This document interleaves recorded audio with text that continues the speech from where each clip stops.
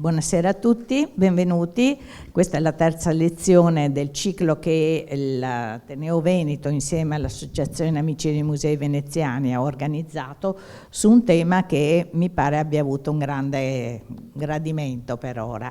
Si tratta delle facciate celebrative veneziane, in particolare la trasformazione delle facciate di chiese in monumenti privati, cioè ci verranno illustrati quei casi che forse non abbiamo neanche notato più di tanto, in cui le facciate delle nostre chiese poi sono divenute l'opportunità per ricordare un particolare doge o un condottiero, insomma un uso un po' particolare della facciata di queste chiese. E il ciclo è stato organizzato dalle professoresse Martina Frank e Michela Gazzi. La professoressa Frank oggi ci presenterà il relatore, che è il professor Lorenzo Finocchi Gersi, che ci parlerà della scultura pittorica di Alessandro Vittoria, modelli decorativi nella Venezia di metà del Cinquecento. Auguro a voi tutti un buon ascolto e ringrazio ovviamente moltissimo sia la professoressa e la professoressa Gazzi, che adesso è di là, e il relatore in particolare. Grazie.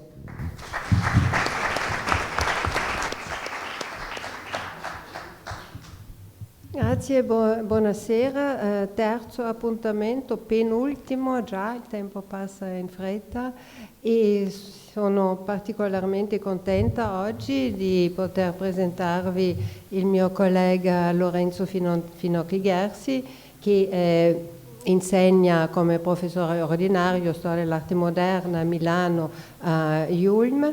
e è un grande specialista del tema che ci presenterà oggi. Ha scritto più di un libro proprio su Alessandro Vittoria, ma al di là di questa specializzazione, di questa passione direi,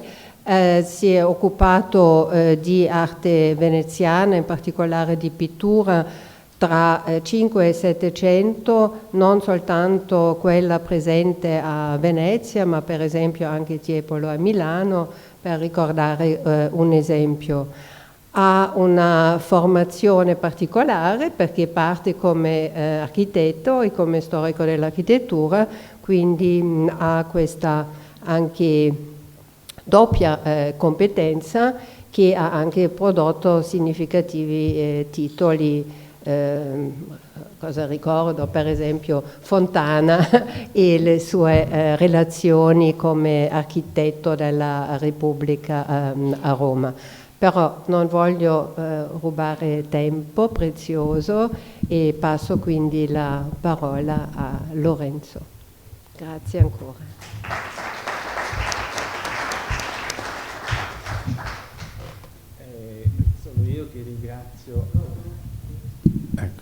Sono io che ringrazio molto l'Ateneo, le professoresse Frank e Agazzi per questo gentile invito a offrire queste riflessioni sul Vittoria in relazione al tema del corso, che è centrato sulla presenza della scultura nell'architettura, in particolare a Venezia. Così mi piace iniziare questo incontro ricordando appunto anche il titolo della prolusione della professoressa Frank a questo corso. Il titolo era La scultura al servizio dell'architettura. Perché? Perché diciamo subito che Alessandro Vittoria, di origine trentina ma veneziano di adozione a tutti gli effetti, e si afferma nella Venezia della metà del Cinquecento come forse il più grande ritrattista in scultura di tutta Italia, quindi è una figura di grandissimo spicco ed è una figura estremamente importante anche per quello che sarà lo sviluppo del ritratto nel Seicento durante appunto la fioritura della civiltà del Barocco. Quindi una figura importantissima, non certo locale. Però quello che è interessante è ripercorrerne la formazione E lui, come tanti suoi colleghi, ovviamente pur avendo una serie di capacità già da giovanissimo nel ritratto, nella ritrattistica, che quindi lo porta a guardare con grande interesse quelle che sono le invenzioni dei pittori contemporanei, Vittoria di fatto per vivere deve lavorare duramente nei cantieri di alcuni tra gli architetti più importanti del momento, da Palladio a San Micheli e soprattutto è alle dipendenze di Sansovino, con il quale avrà dei trascorsi non sempre troppo sereni. E quindi questo, ecco, io volevo cominciare appunto introducendovi queste problematiche che sono all'origine della formazione di questo artista e che ci danno l'idea di quanto fosse difficile anche all'epoca per un giovane potersi affermare con quelle che erano le sue capacità migliori, proprio perché invece all'inizio della sua carriera, cioè a partire dal 1543, quando lui arriva a Venezia da Trento, sarà costretto appunto a fare un po' tutt'altro e a districarsi in una serie di rapporti con personaggi apicali della vita culturale veneziana, non sempre facilmente. Ecco, qui lo vediamo, facciamo la sua conoscenza con lui in questo bellissimo ritratto di Giovanni Battista Moroni, è un ritratto appunto databile al 1551, conservato a Vienna, al Kunsthistorisches Museum, e lo vediamo nel pieno della sua maturità, all'inizio della sua maturità, con una disinvoltura che ci fa capire come fosse a questo punto, dopo appunto dopo più o meno 8-9 anni di permanenza a Venezia, avesse, come dire, raggiunto una sua capacità notevole dal punto di vista anche dell'acquisizione di incarichi di grande rilievo. L'opera di Vittoria viene notata anche dal Vasari quando si reca a Venezia nel 1566 per redigere la seconda edizione delle Vite del 1568, ed è proprio Vasari che scrive di lui: fu parimente discepolo di Jacopo, cioè di Jacopo Sansovino,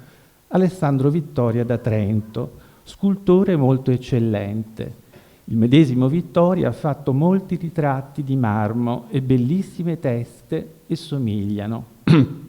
cioè quella del signor Giovanni Battista Feredo, posta nella chiesa di Santo Stefano, quella di Camillo Trevisano, oratore, posta nella chiesa di San Giovanni e Paolo, il clarissimo Marcantonio Grimani, anch'egli posto nella chiesa di San Sebastiano, e in San Gimignano il piovano di detta chiesa. Ecco, qui vedete come nel 1566 Vasari inquadra con poche righe quello che è il valore artistico di Vittoria e la sua specialità, quello di essere un grande ritrattista. In effetti Vittoria dà prova di essere estremamente portato per la ritrattistica già verso la fine degli anni 40, quando lui è ancora alle dipendenze di Jacopo Sansovino, che se ne serve per i lavori da compiere all'interno della Basilica di San Marco, in particolare per la politura, la rifinitura delle statue bronzee degli Apostoli. Vittoria ha una serie di rapporti attraverso Sansovino anche con Pietro Aretino. Pietro Aretino è questo grande intellettuale, spesso polemico, scrittore, critico d'arte, potremmo dire anche, che era anche lui giunto a Venezia insieme a Sansovino subito dopo il 1527, cioè questo anno fatidico in cui la città di Roma, dove si trovavano, era stata saccheggiata brutalmente dalle truppe di Carlo V.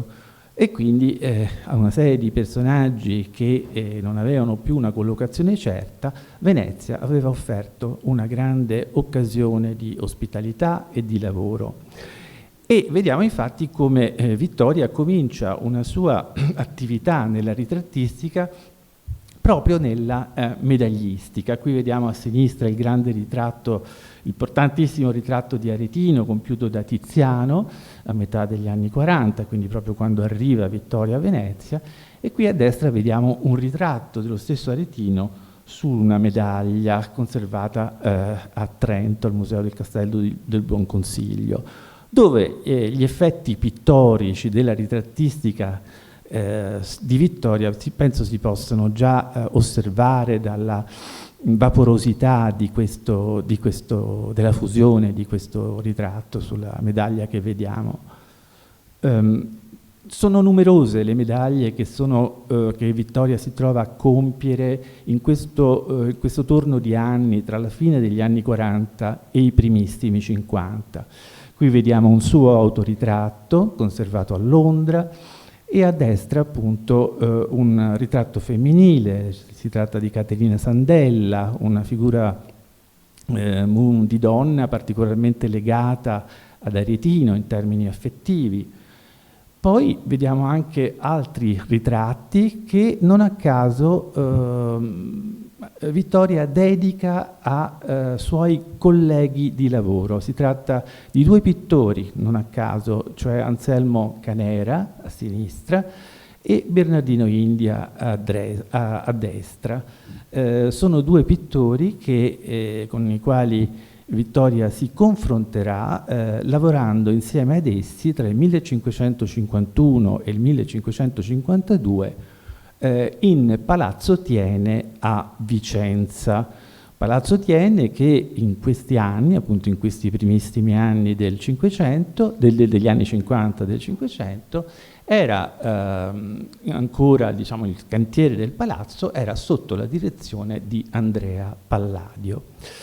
E qui vediamo altri due ritratti importanti compiuti da Alessandro. Si tratta di due personaggi legati alla corte spagnola, con i quali lui viene in contatto proprio nel 1551, quando l'arcivescovo di Trento, Cristoforo Madruzzo, lo chiama a Trento perché lui progetti alcuni apparati effimeri innalzati in occasione dell'arrivo del principe Filippo di Spagna, che poi sarebbe stato il famoso Filippo II. E qui vi faccio vedere altri due ritratti femminili di Vittoria, di due nobili del tempo, Caterina Chiericati e Maddalena Leopardi, che dal punto di vista formale penso possiate vedere facilmente come si tratta di tipi femminili particolarmente veronesiani. Si tratta di personaggi femminili che sono ritratti con quella abbondanza di forme, con quel tipo di attenzione per gli ornamenti, per le capigliature, per le messe in piega, che si ritrovano proprio in alcuni dipinti estremamente importanti di questo momento per comprendere la giovinezza di Paolo Cagliari, detto il veronese, che appunto anche lui si trova a lavorare a Vicenza in contemporanea con Vittoria, Canera, Palladio e Bernardino India. Quindi una comunità di artisti estremamente capaci che si trova legata in progetti molto ampi che richiedono una manodopera molto vasta. Qui volevo farvi vedere anche, diciamo, una mia riflessione sempre su quella che è la giovinezza del Vittoria e quelle che sono le sue prime attività,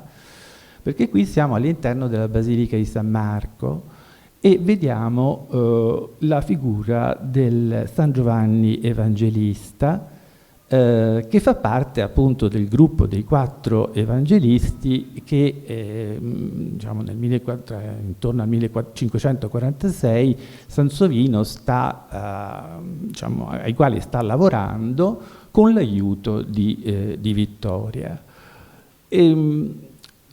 io mi sono soffermato in particolare su questa figura perché in questo viso, nell'immagine soprattutto del volto, si ritrovano secondo me dei caratteri che sono molto legati anche a queste due figure in marmo, anche se molto rovinate, che si trovano sul prospetto della libreria Marciana sulla piazzetta. Perché questo? Perché sappiamo dai documenti che Vittoria compie 4 allegorie di fiumi per la facciata della libreria, che finora non erano mai state identificate, ma secondo me ci sono dei tratti formali che mi inducono a pensare che si tratti proprio di queste figure appunto, che queste siano le figure realizzate dal Vittoria e che al Vittoria possa essere ricondotta anche la fattura di questa scultura, sempre naturalmente sotto la direzione del maestro e capobottega Sansovino. Qui tra l'altro vi mostro appunto un dipinto attribuito a Parmigianino, in cui questo tipo virile barbato è estremamente collegabile, contiguo alle teste che abbiamo appena visto, perché Vittoria sarà un grande appassionato di questo artista. La fama di Parmigianino nel Veneto degli anni 40 e 50 è molto diffusa attraverso incisioni e disegni, ma le uniche fonti che noi abbiamo per capire la penetrazione di disegni di Parmigianino a Venezia e in Veneto sono i 3 acquisti che Vittoria compie di disegni di Parmigianino. Quindi lui era un appassionato di questo artista già da quando era molto giovane. E infatti questa tendenza a inseguire dei modelli come quelli parmigianineschi, che non erano troppo familiari per esempio a Jacopo Sansovino, che aveva avuto tutto un altro percorso un percorso fiorentino tosco-romano legato soprattutto all'influenza di Michelangelo, e invece la giovinezza versatile, impulsiva di Vittoria lo porta verso modelli che sono a lui più contemporanei, come quelli di Parmigianino, di cui posso mettere in evidenza per esempio la somiglianza di quella statuetta di San Giovanni Battista che si trova nella chiesa di San Zaccaria a Venezia, con appunto il Marzia di Parmigianino conservato al Département des Arts Graphiques del Louvre. E naturalmente ci troviamo di fronte poi, per quelle che sono i modelli capitali di questo momento, per quello che riguarda il busto ritratto, naturalmente la fama di Michelangelo arriva anche a Venezia attraverso i suoi corrispondenti, appunto da Sansovino ad Aretino, e quindi è Michelangelo che per esempio proprio nella metà degli anni 40 aveva stabilito con il busto del Bruto una tipologia di ritratto assolutamente nuova rispetto a quelle che erano stati i tentativi in questo senso nei primi 2-3 decenni del Cinquecento. Ecco, a Venezia possiamo vedere però come questo schema del ritratto virile in scultura viene ad essere interpretato ancora una volta da un toscano, danese Cattaneo, per esempio nel cenotafio di Pietro Bembo a Padova, nella Basilica del Santo, ed è una scultura che risale proprio a questi anni tra 40 e 50 della giovinezza del Vittoria, in cui però quello che vediamo e che anche Cattaneo, che è un artista di origine toscana, viene da Lucca, si adegua naturalmente nel ritratto del bembo alla scioltezza magistrale della ritrattistica di Tiziano, di cui qui possiamo vedere il ritratto di Pietro Bembo, quindi il medesimo personaggio, conservato alla National Gallery di Washington di pochi anni precedente. Cosa voglio dire? È che lo scultore che si pone di fronte alla necessità di realizzare un'effigie in pietra di un personaggio significativo, come poteva essere il bembo, tiene a mente quella che è la grande vitalità della pittura tizianesca. Tiziano aveva avuto questo enorme successo, che naturalmente era ancora presentissimo nella Venezia del tempo, e proprio perché le sue figure erano sempre considerate vive, vitali, e quindi lo scultore insegue questo tipo di gusto che il pubblico prova nella grande ammirazione per Tiziano e cerca di riprodurlo in scultura, scusate. E qui vediamo anche proprio un altro bellissimo ritratto di Cattaneo, conservato nel Museo Civico di Bassano, questa volta in bronzo, ed è un ritratto appunto in cui ancora una volta vediamo come ci sia una grande attenzione per quella che è la ripresa naturalistica del volto, della barba, dell'abito, anche se appunto si tratta di un materiale naturalmente più freddo della pittura. Ecco, poi volevo farvi vedere alcuni punti di quella che è la decorazione delle sale diciamo al piano terreno di Palazzo Thiene a Vicenza, dove il Vittoria viene incaricato da Palladio di decorare con una serie di stucchi. Badate bene, non si tratta di un lavoro in pietra, si tratta di un lavoro in stucco, quindi un lavoro ancora molto legato, diciamo, a quelle che potevano essere le manovalanze più basse, attive all'interno di un complesso così importante. E Vittoria si occupa di decorare con tutta una serie di rilievi in stucco le volte. Questa è una grandissima novità per l'arte veneta del Cinquecento. Perché? Perché è la prima volta in cui le volte, cioè le coperture, vengono ad essere decorate non tanto con degli affreschi che in questo caso ad esempio sono di mano di Canera, ma hanno una importanza molto minore rispetto alla scultura. Perché? Perché si tratta di un modo, questo di usare la scultura nella copertura delle volte, di dare un carattere ancora più antiquariale, ancora più sontuoso dal punto di vista del classicismo che innerva tutto questo grande progetto rispetto alla pittura. E Vittoria, che abbiamo già visto attivo nella modellazione dei ritratti che abbiamo visto nella medaglistica, è un artista che è uno strabiliante stuccatore. Si rivela bravissimo e ancora una volta, qui siamo all'interno appunto della sala precedente,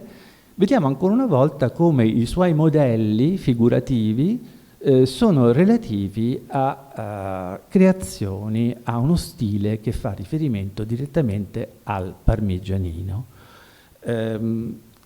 E però è un primo momento in cui vediamo come Vittoria realizzi in stucco delle figure effettivamente statuarie, perché qui per esempio la figura di Giove che vediamo sulla destra è una figura praticamente a tutto tondo, insomma, in cui lui dà il massimo dà prova del massimo delle sue capacità nell'uso di questo mezzo. E qui rivediamo, vedete, siamo all'interno invece di un'altra stanza, quella che è appunto la stanza dei Cesari, la cosiddetta stanza dei Cesari, in cui ritorna ancora una volta, vedete, il confronto, secondo me abbastanza congruente, tra quelle che sono le figure di virili in stucco e il precedente, appunto in bronzo, del San Giovanni in San Marco.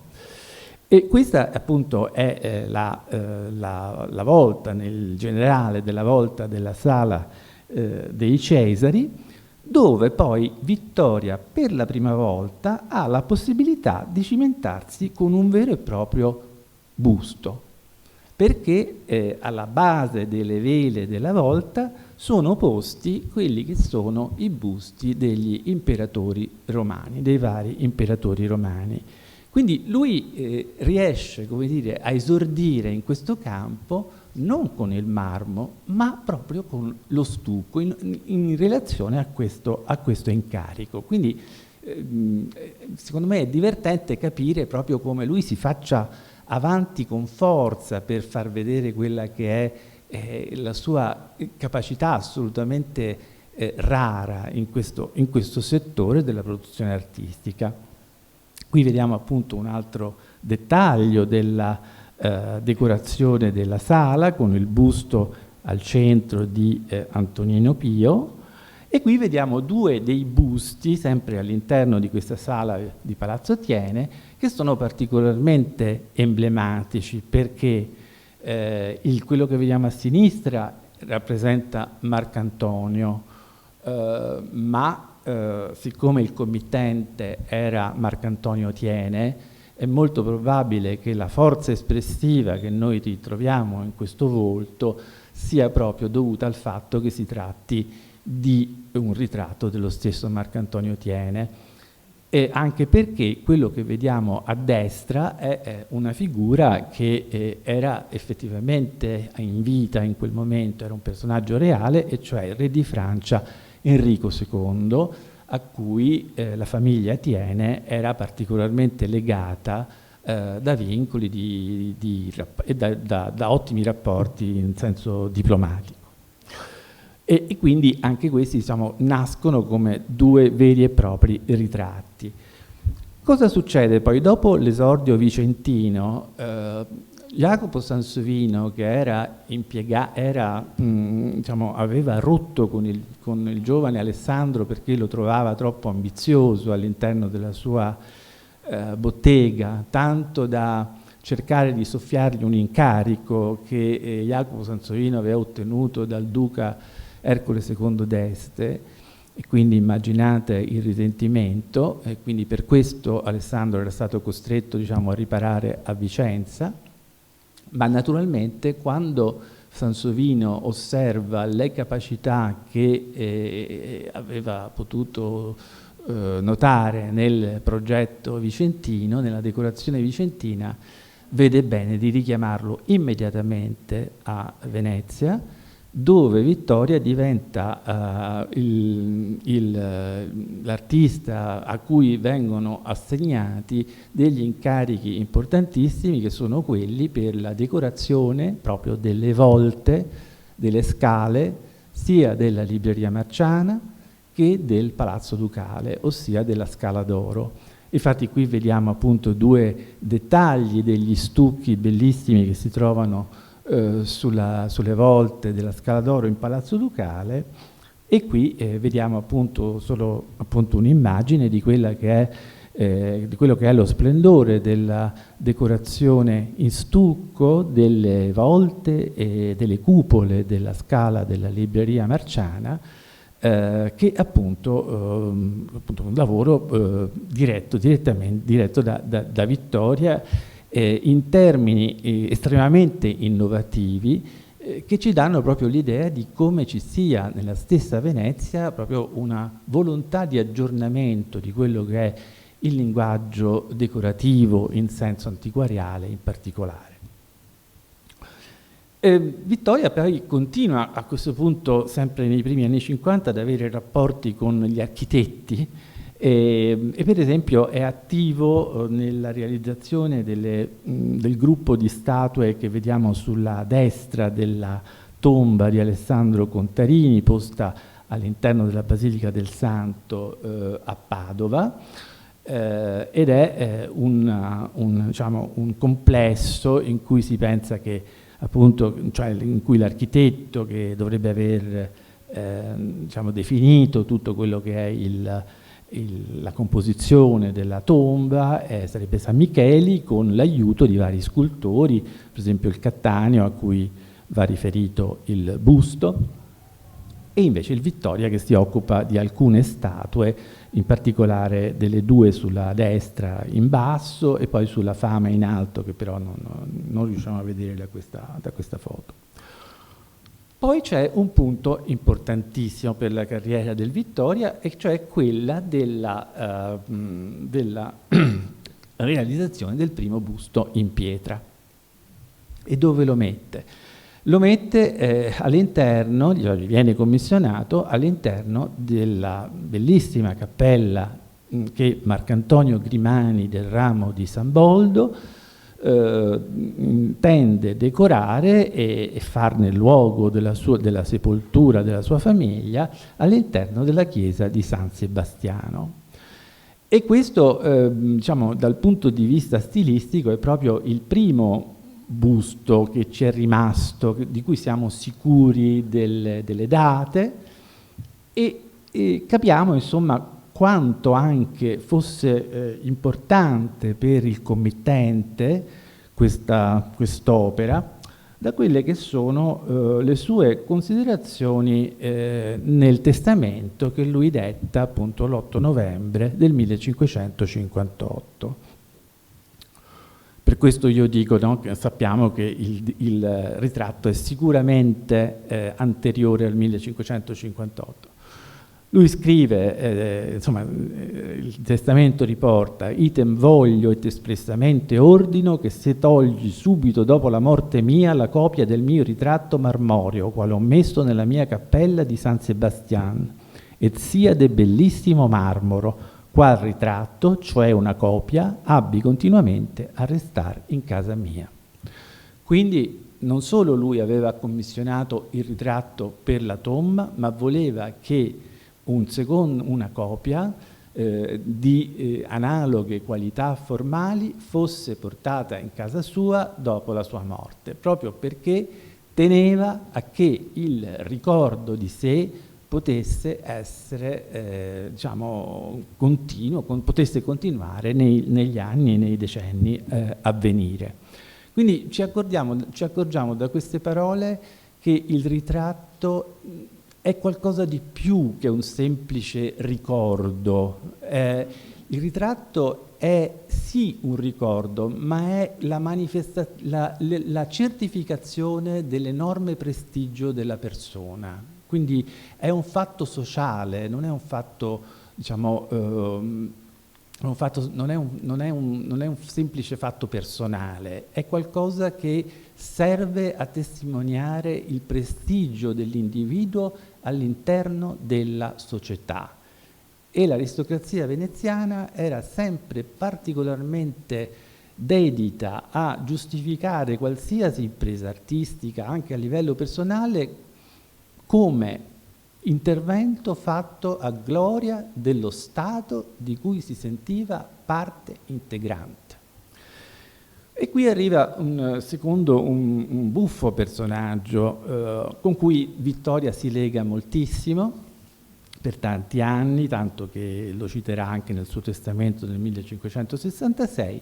e che noi appunto chiamiamo Tommaso Rangone, anche se è un personaggio che abbastanza ambiguo, nel senso che aveva un altro cognome, ne cambia più di uno, originario di Ravenna.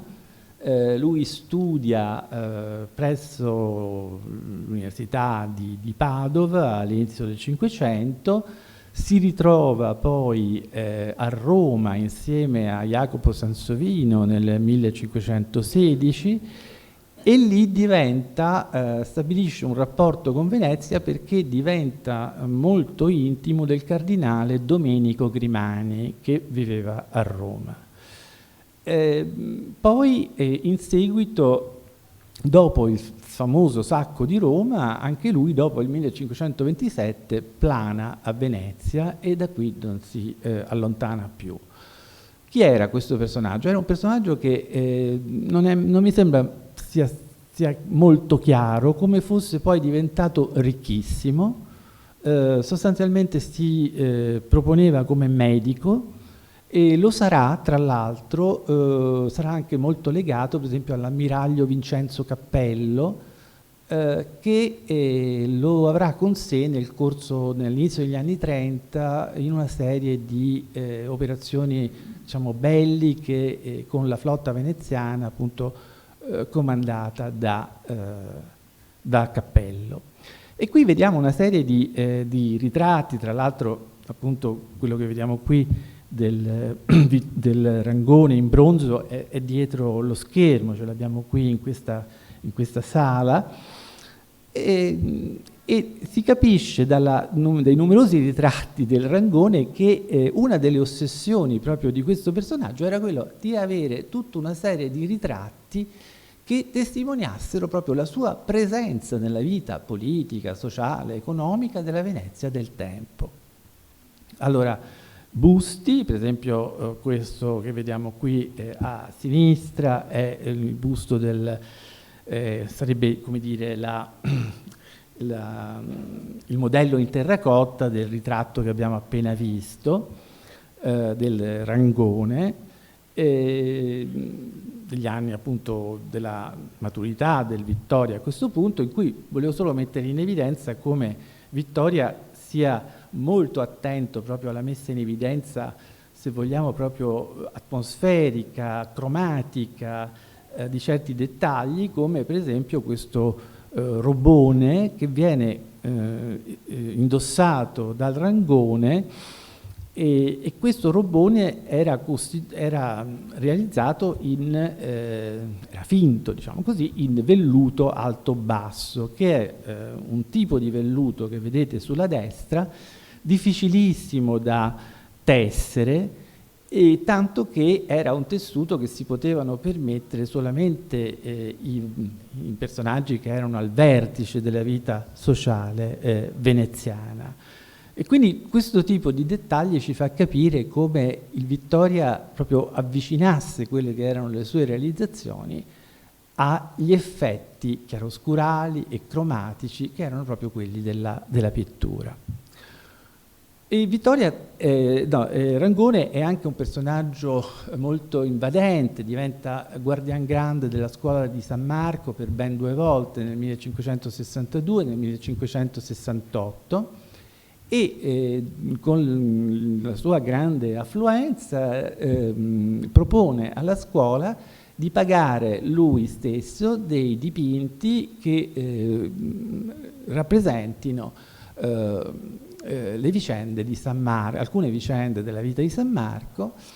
e li commissiona a Tintoretto. Da qui nascono appunto questi strepitosi dipinti come la sottrazione del corpo di San Marco, oggi alle gallerie dell'Accademia, il ritrovamento del corpo di San Marco alla Pinacoteca di Brera, e appunto San Marco che salva un Saraceno conservato alle gallerie dell'Accademia. In tutti questi dipinti vediamo appunto la presenza al centro di Rangone. Lo vedete lì mentre qui alle spalle del corpo del santo, lo vediamo qui al centro della rappresentazione e lo vediamo anche qui, vedete, in basso a sinistra con la mano nell'acqua. E questa sua presenza è estremamente inopportuna, è eccessiva, tant'è vero che la scuola di San Marco nel 1473 rifiuta questi dipinti e li rimanda a casa di Rangone. Rangone a quel punto li manda a casa di Tintoretto, e Tintoretto offre alla scuola di eliminare la figura di Rangone. In effetti poi i quadri tornarono alla scuola di San Marco senza questo intervento diciamo di pulitura di Tintoretto, ma questa vicenda ci dà proprio un'idea di come l'equilibrio, la sobrietà, della società veneziana del tempo considerasse del tutto inaccettabile questa messa in evidenza così forte del ritratto di un singolo personaggio, che non era neanche poi un militare o un senatore. Questa volontà poi di Rangone di imporsi sulla scena veneziana in termini visuali fa sì che lui proponga al Senato di esporsi sulla facciata della chiesa di San Zulian, che lui si offre di finanziare per una ricostruzione totale. E quindi questo è un episodio che tra l'altro ne segue un altro, perché lui aveva cercato, siccome abitava in piazza San Marco, aveva cercato che il Senato gli desse il permesso di porre una sua statua a figura intera in piedi sulla chiesa di San Geminiano, che oggi non c'è più, sapete, stava al posto del Museo Correr. Ma il Senato nega questo permesso. E invece è più morbido, diciamo, nel concedere a Rangone gli concede insomma di poter porre una sua statua sulla facciata di San Zulian. Il progetto di tutta la chiesa, che poi viene ampliata anche all'interno, perché si trattava di una chiesa medievale che viene completamente riprogettata tra la fine degli anni 50 e i primi anni 60, è ancora una volta un progetto dell'amico Sansovino. E quindi vediamo come Sansovino imposta questa facciata, e per quello che riguarda, diciamo, la statua come doveva apparire al centro della facciata, possiamo pensare che il modello di riferimento del Rangone era quello del suo vecchio amico Vincenzo Cappello, che nel 1541 era stato ricordato appunto con una statua in piedi sul portale laterale di Santa Maria Formosa, una statua opera di Domenico Grazioli da Salò, che era un altro scultore molto vicino anche al Vittoria. Quindi questo modello della statua in piedi tuttavia viene negato a Rangone. E per la realizzazione della statua ci sono non pochi problemi, perché una statua in bronzo naturalmente non viene, diciamo, buttata tutta insieme nello stampo come fosse una torta, ma è un lavoro estremamente complesso di fusione dei diversi pezzi che poi devono essere ricollegati l'uno all'altro, e c'è un grande lavoro di pulitura, di nettatura del metallo, che viene affidato naturalmente a una bottega molto ampia. Sansovino, a cui, diciamo, viene dato l'incarico da Rangone, propone subito un modello in cera, non ben specificato, devo dire, che però si rovina subito nel corso, diciamo, di questa fusione, di questo lavoro di fusione. E qui infatti interviene il Vittoria, questo lo sappiamo dai documenti, e quindi Vittoria si occupa sia del nuovo modello in cera che dell'attenzione per quello che riguarda l'attività dei fonditori. E il ritratto è estremamente notevole, ecco, come lo vediamo in questa immagine. Cioè questo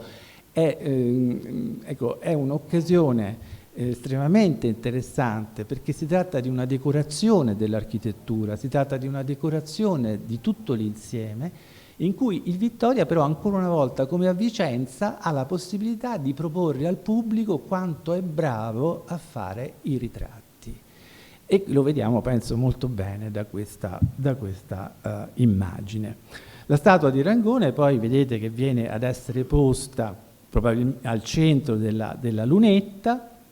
Probabilmente la scelta del bronzo era stata voluta anche dal committente, perché era bene a conoscenza che il bronzo sarebbe stato molto più resistente all'aperto di quanto non lo sarebbe stato la pietra o il marmo,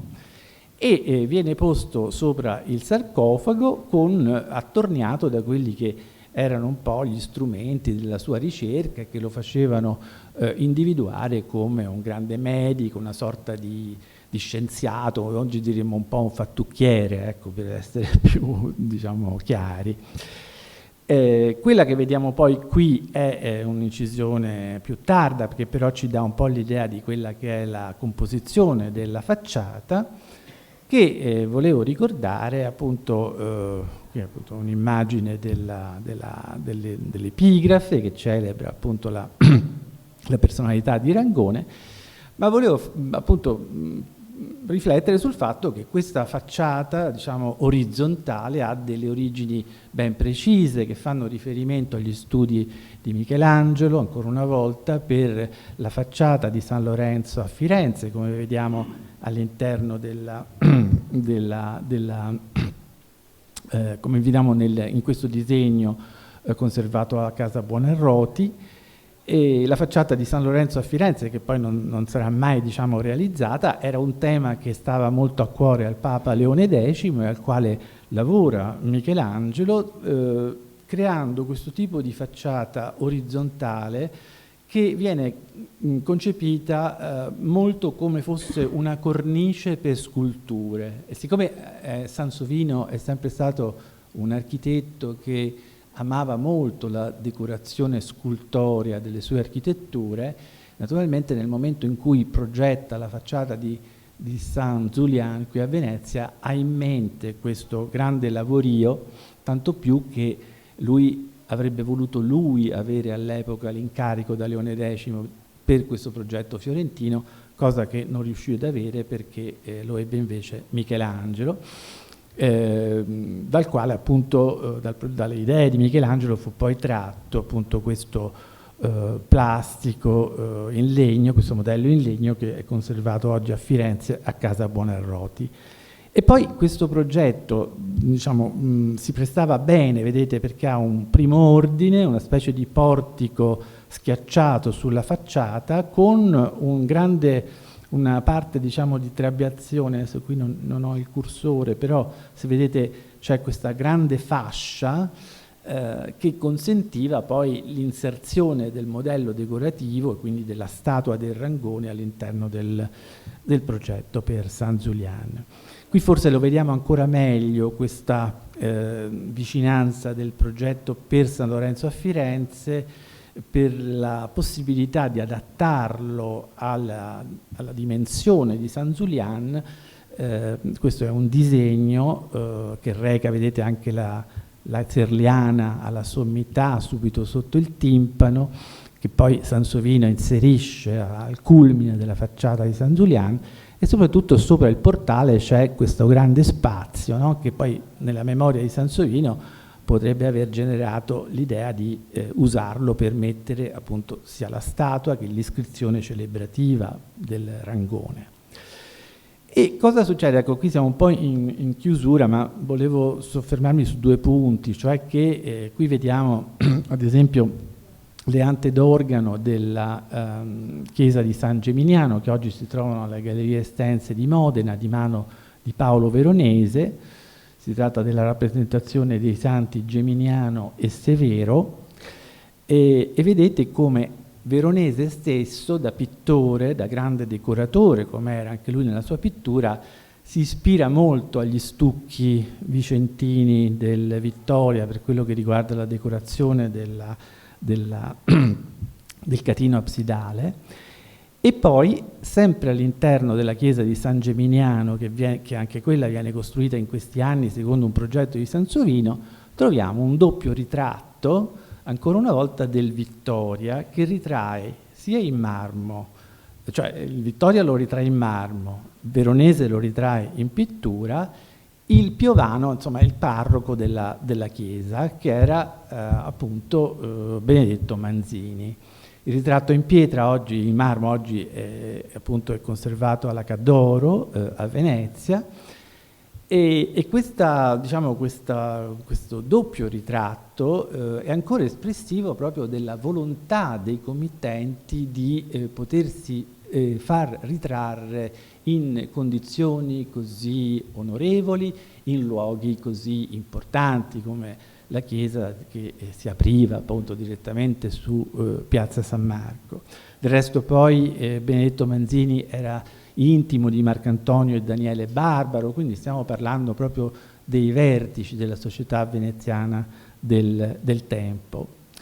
Rangone poi non sarà diciamo ancora contento diciamo, della realizzazione di San Zulian, perché ancora nel 1570 farà un accordo con le monache del convento del Santo Sepolcro, perché sopra il portale che c'è ancora oggi, del convento che c'è ancora oggi e si apre sulla riva degli Schiavoni, fosse posta una statua sua a figura intera, cioè più che una statua, diciamo una statua non sua, ma insomma una statua di San Tommaso in cui fosse riportato ancora una volta il suo aspetto. Questa statua è stata fino al 1822 sopra appunto il portale del convento, prima che appunto fosse poi demolito all'interno. Oggi la statua si trova al seminario patriarcale di Venezia. Ci sono appunto due punti che volevo sottoporvi in conclusione di questa chiacchierata, perché sono emblematici,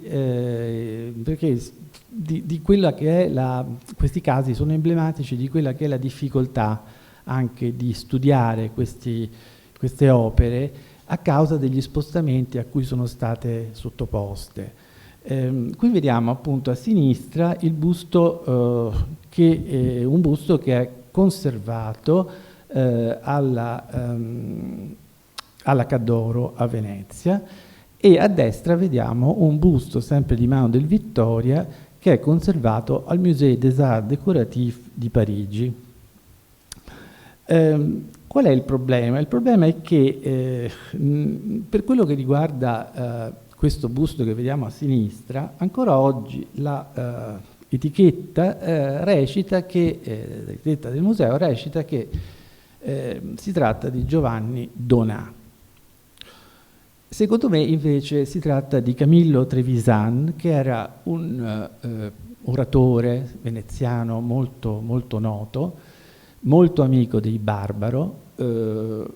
molto importante come committente in questo momento della metà degli anni 50, perché costruisce a Murano, in fondamenta Navaggero, il palazzo che vediamo, che sarà ornato da stucchi del Vittoria e da pitture a fresco di Paolo Veronese, purtroppo oggi in pessimo stato di conservazione.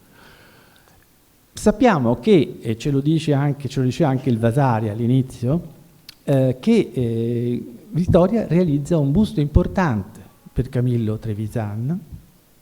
che lui destina alla sua tomba in Santi Giovanni e Paolo. E questo busto viene ad essere citato, presente a Santi Giovanni e Paolo, ancora da Temanza nel 1778. Quindi a Santi Giovanni e Paolo c'è sempre stato un solo busto del Vittoria, che era quello di Camillo Trevisan.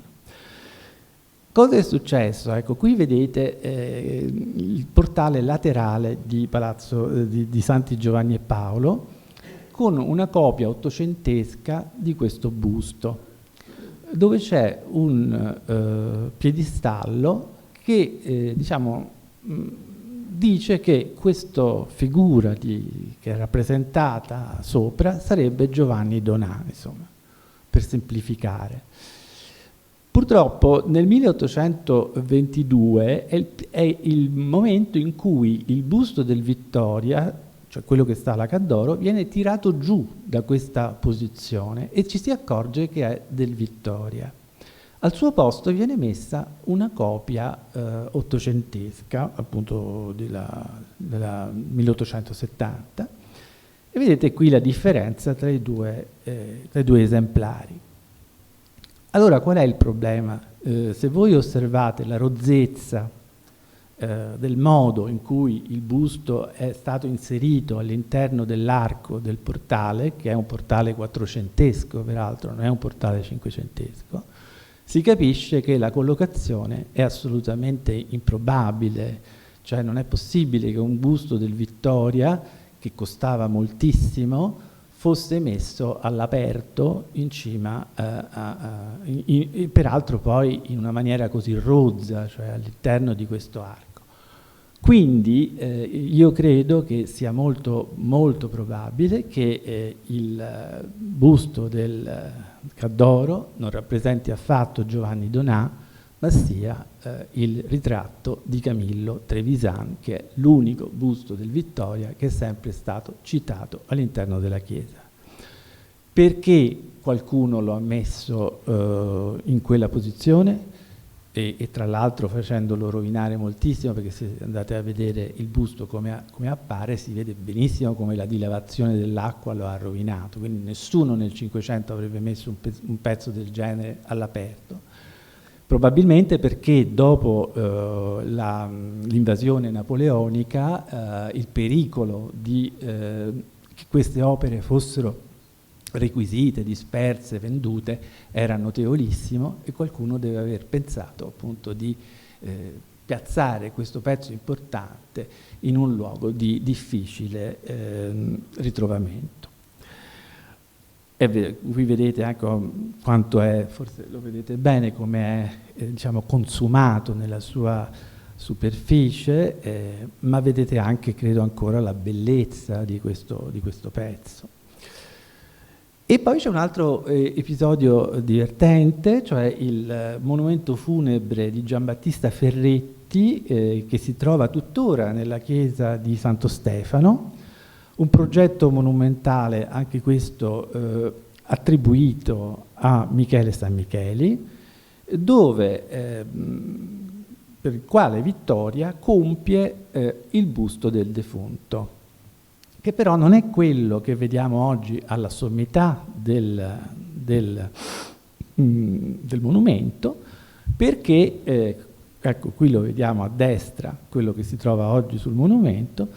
perché sappiamo da fonti documentarie che nel 1744 la famiglia si riprende il busto del Vittoria e decide di sostituirlo con una copia molto molto deteriore, molto brutta. Di recente uno studioso americano ha pensato di riconoscere l'originale del busto del Vittoria,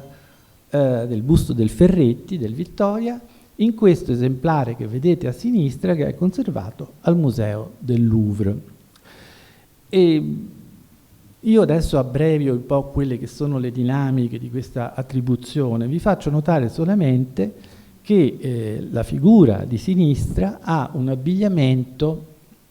assolutamente inadeguato per il Cinquecento, perché c'è una specie di camiciola come un revers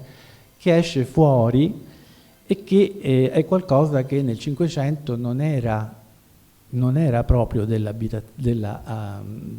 appunto degli abiti che i patrizi usavano in questo momento, soprattutto per esporsi, diciamo, in pubblico. Quindi oltre al fatto che si tratta di una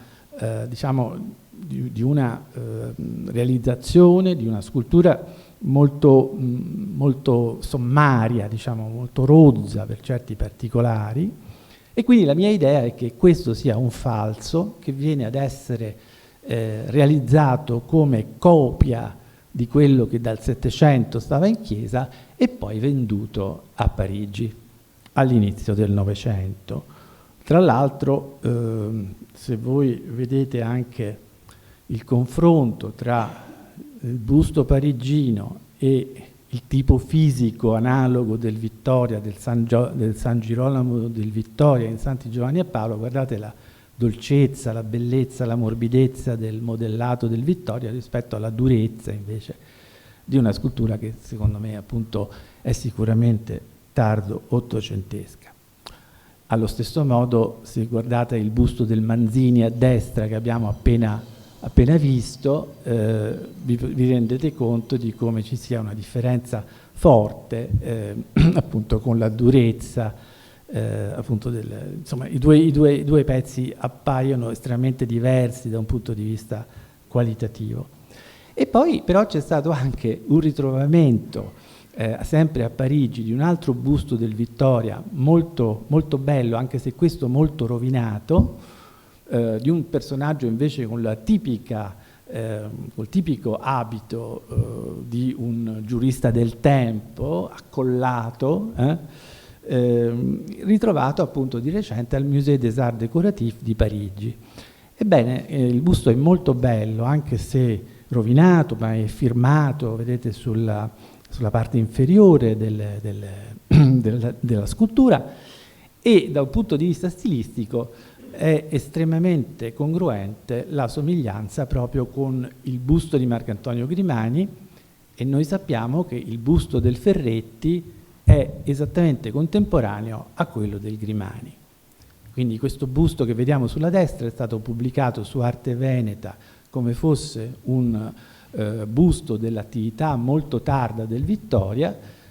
A me non sembra affatto così, e invece mi sembra molto congruente questo confronto, per cui così mi sento di proporvi che il busto ritrovato a Parigi nel Musée des Arts Décoratifs sia effettivamente lui l'originale, che stava un tempo alla sommità del monumento nella chiesa di Santo Stefano. E quindi vi ringrazio per l'attenzione.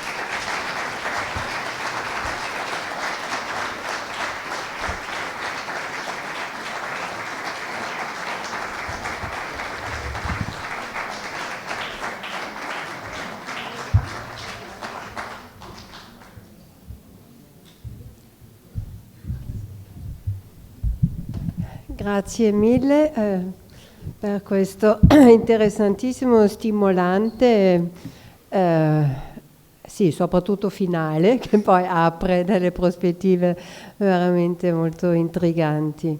Abbiamo qualche minuto, se avete delle domande, delle curiosità, delle osservazioni, volentieri.